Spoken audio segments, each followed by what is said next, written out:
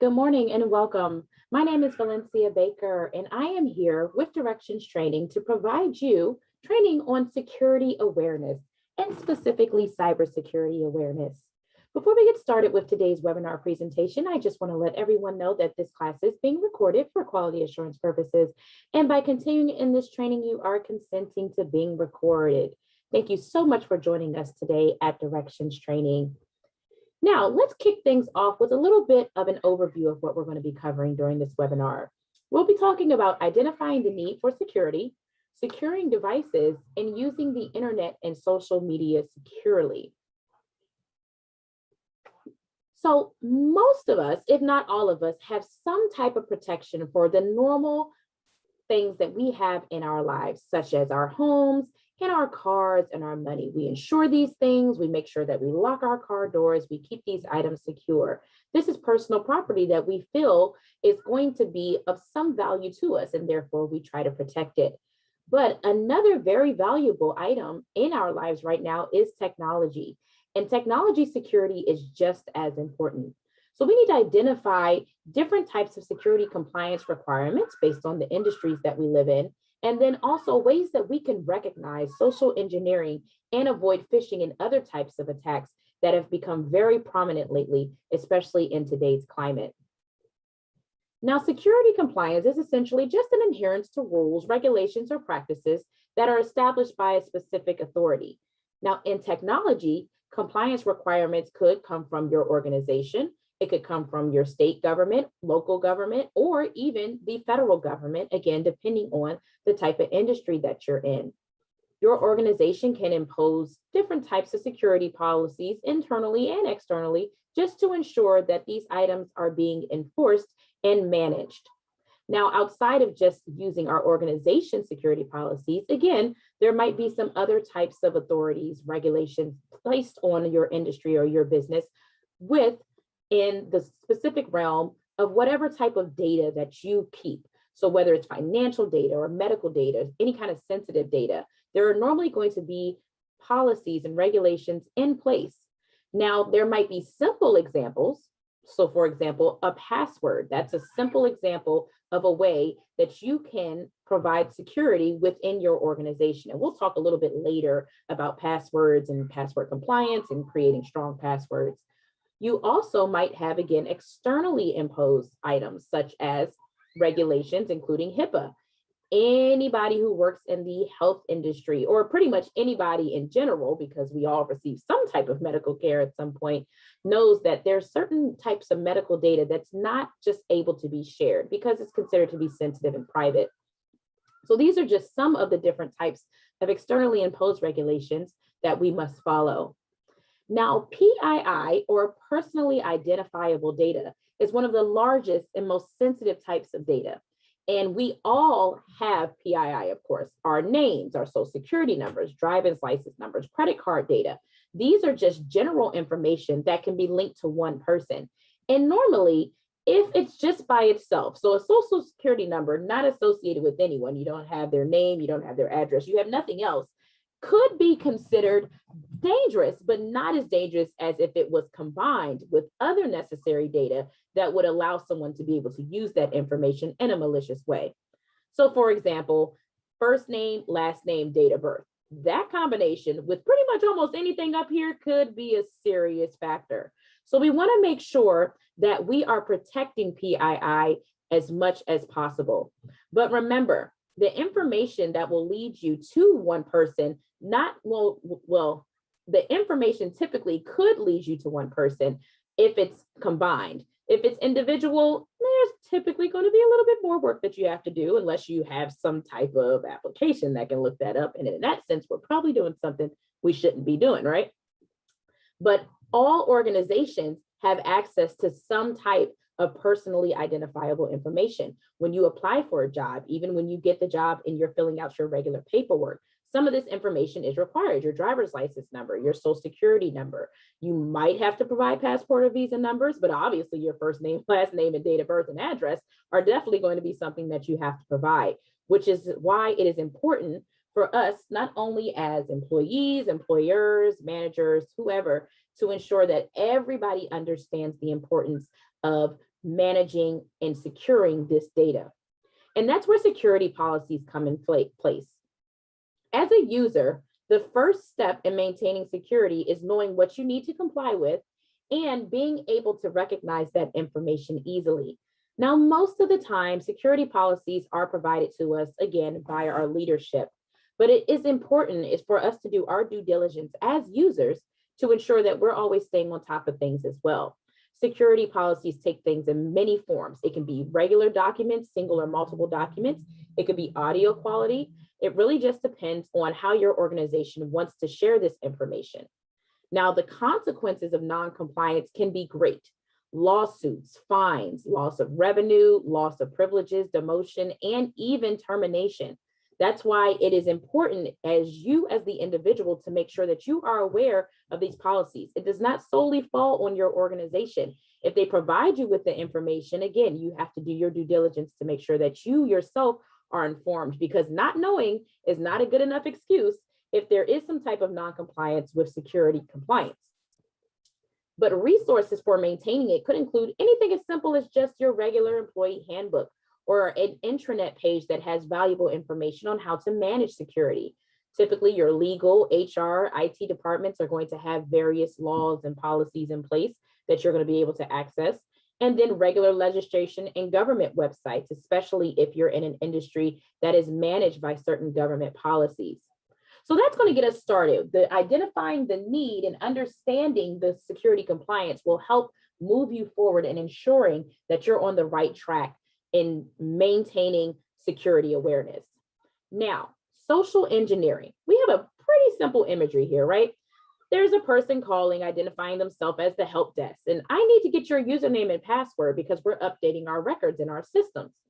Believe it or not, this would work on some people. And don't be ashamed if you think it would work on you, because social engineering is simply a way to use information, and we'll all talk about all the different types, but it's really a psychological ploy to get someone to do something they wouldn't normally be inclined to do.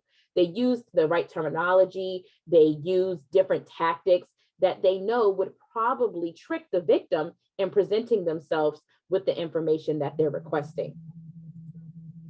Now, social engineering goals usually surround trying to get types of data information, whether they're stealing it or destroying it, some type of financial, political gain. It could also be revenge. A lot of cases of social engineering are internal. So disgruntled employees, for example, they'll call or they'll do something because they have this information, this insider information. Whether or not, their passwords and stuff has been decommissioned is completely irrelevant. They are aware of some of the policies and the practices that are internal, so they can use this against you.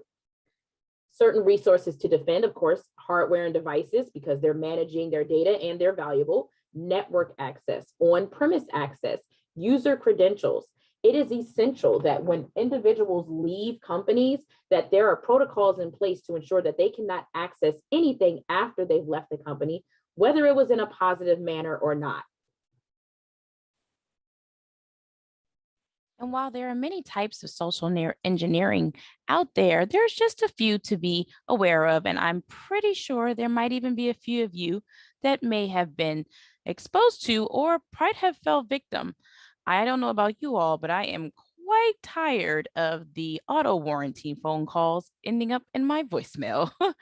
But common social engineering attacks include phishing, impersonation, which is what we saw in the previous diagram, using the baiting, shoulder surfing, especially nowadays when a lot of people are working remotely. So a lot of times when there are attacks that are considered social engineering, there's always some kind of misrepresentation. Someone's pretending to be someone, or they're trying to get information or get you to let your guard down so that you're able to share information, valuable information that they would like. So there's just a few things that you can do, some general awareness in order to mitigate social engineering attacks and praying victim to them. Obviously, knowing what's valuable. And we talked a little bit about it, automobiles and homes and money, yes, those are all of value. But in the technology realm, we're thinking more so of passwords and private information, important data. So knowing what's valuable is the first defense and ensuring that that information doesn't get out.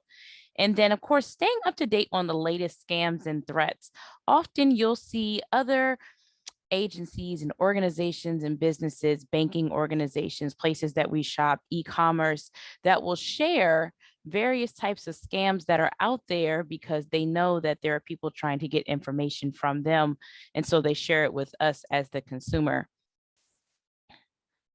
Now, the next thing we'll talk about is securing our devices, our physical devices, using appropriate passwords, ways to protect our data, identifying different types of viruses that could be used to secure data, well, to achieve data essentially, and then also wireless device security. Now, physical security of our devices really means that we're taking account of the actual technology, the hardware that we're using that has our important data on it. Anything that has any type of data or has access to any type of data that you use in your business or at your organization is definitely something that should be kept secure. If your device is lost or stolen, are you aware of the protocols within your organization? The very first thing that should always happen is you report it immediately. Even if you think you'll recover it, even if you're thinking, oh, yeah, I just left it at a client's office, I'll just run back and get it. It's still important to report that information. And most people will get fearful because they'll think of the repercussions. Oh, I'm going to have to pay for this. Oh, I might lose my job. But really, ultimately, the most important is to remember, okay, if I report this information, essentially the people who are in charge of it, whether it be IT or legal, whoever, might already have some protocols in place to ensure that that information doesn't get out, which IT normally does. All right, so that's one thing to keep in mind. Then your digital presence, who you are, where you are in the digital realm. When you're using the internet, for example, when you're on your phone and you're using different applications and devices, you want to be aware of your digital presence out there. Devices that track your movements and your actions. Almost all mobile devices do this. And some people are aware, some people are not. For example, there is a setting in an iPhone that a lot of people were not aware, came out in one of the previous updates, where it really was tracking everywhere you were based on your location, not just providing location services for apps that you use, but you could see a detailed history of everywhere that you were with timestamps. And while these settings can be turned off, initially by default, most of them are turned on. So it is important to understand some of the technology that we use and how it can be used against us. So just ensuring that no device that you have has been modified in any way. If you left your phone down and then you come back and you realize something doesn't look right, it's always best to be safe than sorry. So if you think someone may have accessed the device, again, report it and then do your due diligence to ensure that nothing that's able to be accessed by that particular document, excuse me, not document, by that particular device is able to be out there. And then just be cautious of shoulder surfers, especially for those of you who might not be working necessarily at home anymore. You might be working out in the world. If you're working remote, you know, client lunches and dinners and things like that. And you just happen to have your devices with you. We see this a lot in airports because a lot of people are working and waiting to board their planes, or they're working on the plane and they're not necessarily aware of their surroundings.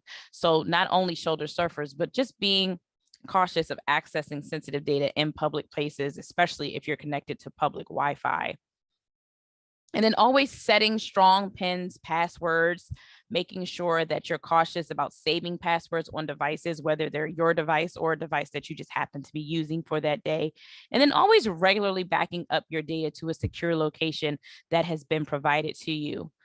And just being mindful of policies and procedures, what to do in the event that you lose a device, or how to use any devices that are issued to you by your organization. Now, we haven't really gotten into passwords, but this is going to be an important item to remember, because passwords, again, are going to be essentially the first line of defense to most of the technology that we use, because this is how we access it. Authentication of any type. So something you know, which is considered a password, something that you physically have, which can be a token or a key card, and then something that you are, your biometrics. So, they have the retinal scans and you have thumbprints. These are some different forms of authentication. Some of you might use combinations of this, but at the very least, passwords are going to be the most common. Now, each authentication method is called a factor, and you may have even heard of the term multi-factor. Normally, when we have any kind of device, whether it's, software applications or hardware, we are often given the option to set up some type of password, some type of authentication to get into that device. Now, it could be a combination of just a regular password where we're using a phrase or maybe using a combination of alphanumeric characters. That's typically going to be one factor. And then if you add in another item, so that's going to be two factors, you're going to be using maybe a combination of your thumbprint on your phone and also entering in a password. But multi-factor is going to give you a lot of methods. So you often see, especially with Microsoft applications, not only do we have to sign in with our password, it has to recognize where we are. If it doesn't recognize that, it's going to prompt us to either use our phone or use a device with the application on it, the authenticator application, to confirm that we are in fact trying to access this information. But whenever you're setting and using passwords and pins, etc., you definitely want them to be a combination of characters to increase the strength. They're always going to be case sensitive. Pins typically are just shorter numeric characters, such as like your pin to get into your bank or a pin to access a device. Any of those are typically going to be numeric passwords, and patterns are going to be sequences of taps and swipes. So just ensure that your passwords are hard to guess. Use that combination of not only alphanumeric characters, but symbols as well and capitalization. And then perhaps increasing your authentication by using two-step or multi-factor, adding on an additional step that is going to make it less easy for your information to go out. And there are some password management tools. One of them is not writing that on your sticky note. That's definitely a no-no. But there are password management applications that can be used where your passwords are stored and you only have to have one very complex password in order to get that information. Now, I don't normally suggest those unless you are a person that has to access a lot of different devices and you know that your passwords are going to have to be different. Now, the next thing we're going to talk about is going to be malware. And malware, as you all may or may not know, is intentionally harmful software. So with malware, they're going to use different types, different forms that are going to be used to simply just try to silently run in the background to get information off of your computer or initiate harmful attacks that are going to keep you from being productive. So it includes corrupt systems, annoying pop-ups, leaking sensitive information, and malware is normally spread through email attachments, links, software, and even infected hardware. Now, you may not necessarily know that you have been a victim of malware. Sometimes it is very obvious, like the annoying pop-ups, and sometimes it's literally just logging little things in the background and you don't know until it's too late. But some sources to be mindful of is going to be, of course, email attachments, trick emails, and website offers, social media postings, and even social media games, those different things that are going around like, oh, you're a winner and you've done this.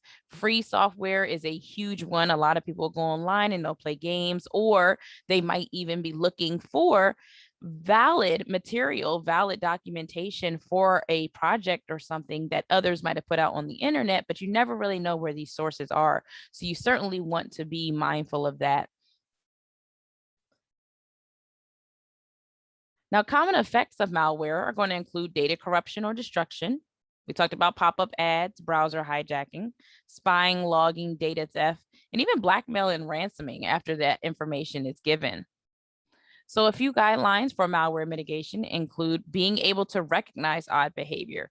You use your computer pretty often, if not every day. So normally you can tell when it's just, running a little bit slow just because it's Tuesday, or if it just seems to be really off. There's a lot of, glitches, It's taking a long time to load. There are pages that are showing that you aren't used to. So you definitely want to always be aware of what you're clicking on, understand dialogues and prompts. If you're not sure, ask somebody.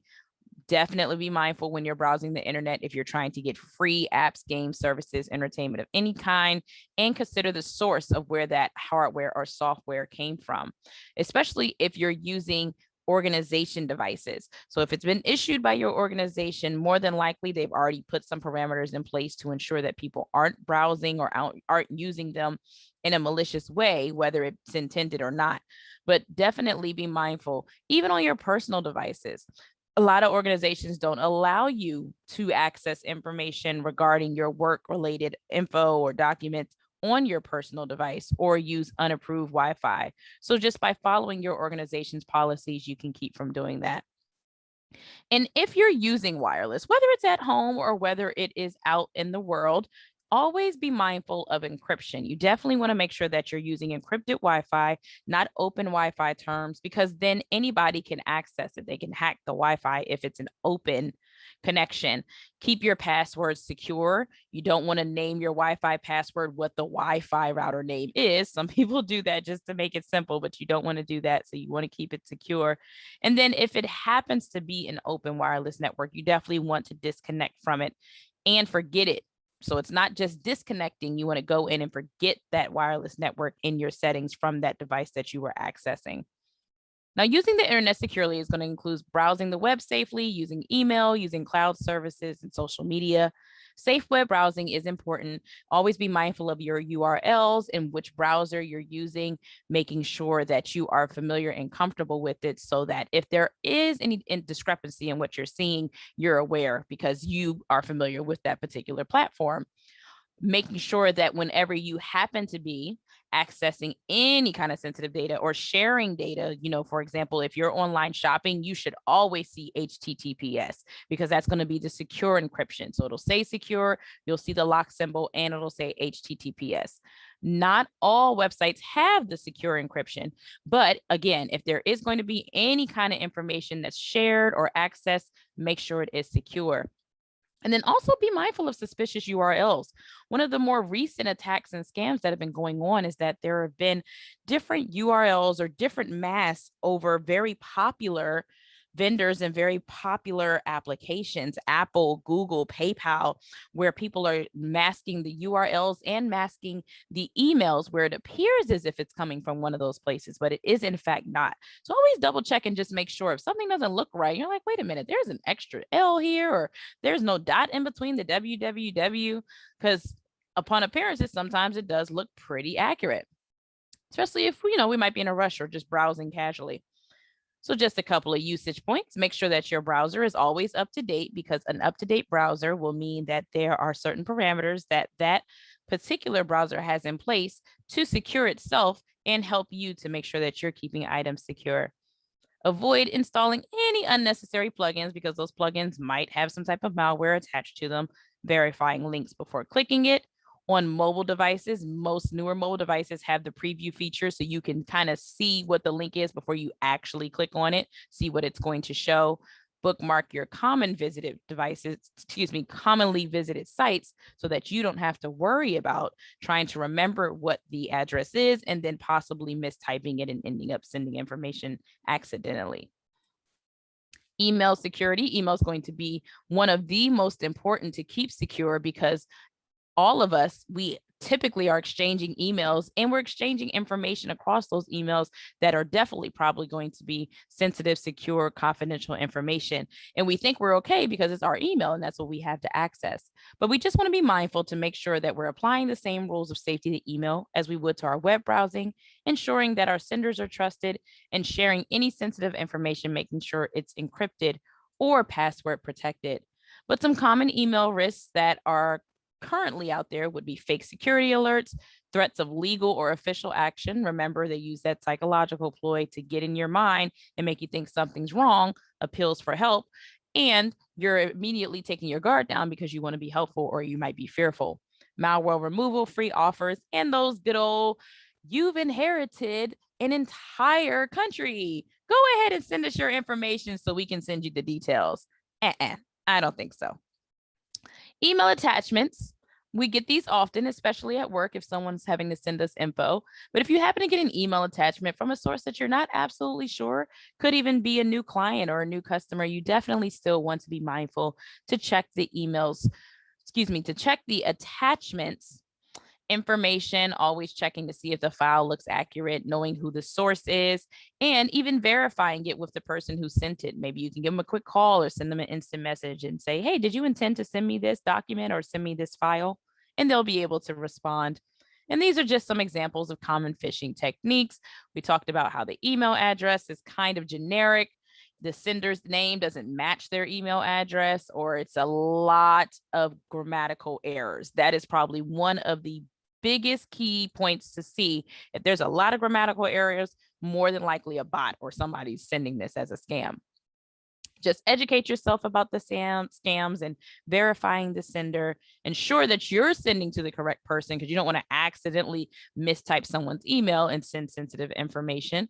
And don't feel pressured to act immediately. Remember, you could take your time and ask and kind of prompt and make sure that the information is accurate before you do. And just be mindful of anybody who might be impersonating, because sometimes people will mask their emails. They'll set up emails as aliases and make it look like it's real, but it is in fact not.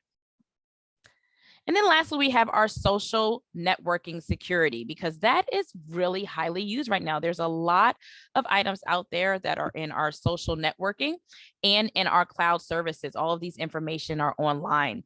So being online is great, but we want to be sure that we're being safe, right? And organizations are engaging on social media to engage not only their customers and other vendors, but just in general. So we never want to put our guard down when we are social networking, right? We want to just ensure that we know what we're sharing and understand that it's pretty much out there forever. So we want to not only be mindful of what we're sharing, but understand that it could be a representation of you and your organization. So anything you do online couldn't technically be leaked out there into the world. So just assume whatever you're sharing is going to be out there forever. Always protect your credentials. Be mindful of what you're posting, that there aren't any personally identifiable information in any of your images, for example, addresses, papers lying around with your name on it, etc. And then we have cloud services, which almost everyone is using right now to not only secure data, but to be able to share and use some of the additional features.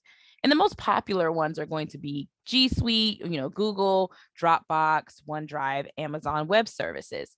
So whether or not your organization uses any of these, I can guarantee that other organizations or individuals that you partner with probably are.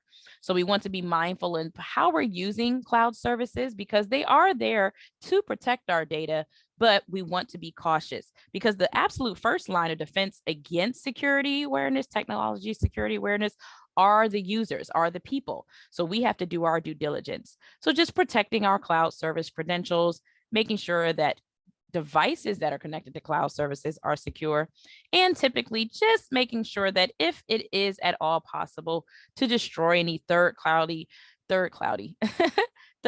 cloud-based storage media, that we're doing it in the right manner and not just kind of putting it in a recyclable bin on a computer that we're just going to leave kind of lying around. So those are going to be some of our key points in ensuring that we are all practicing safe cyber and technical security within our organizations and even personally at home. So now let's go ahead and open up the floor for any questions that you all might have regarding best practices with technical security.